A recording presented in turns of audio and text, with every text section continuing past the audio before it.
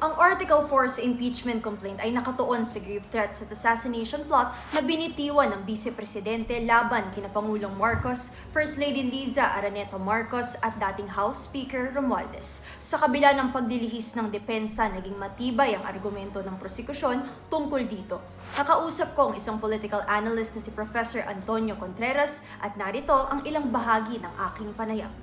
Pag ikaw ay magbabanta sa buhay ng Pangulo, klaro na it doesn't matter whether you were triggered. In fact, as a Vice President, you should even be more prudent to constrain yourself because you're supposed to be a top official of the land and you should not just be you're not an ordinary person who can just issue threats. You're second highest and you're threatening the highest. So, laro pang ang magiging parang pinakita ng Vice Presidente na hindi niya kayang kontrolin ang sarili niya.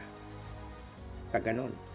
Kasi kapag nakaupo ka sa posisyon, tapos ang daming mga batiko sa iyo, I'm sure the President would also be receiving threats, right? I'm sure the President is also receiving a lot of criticisms and a lot of, negative pressures.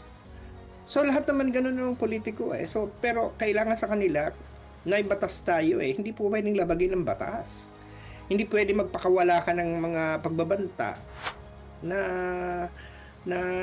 delikado.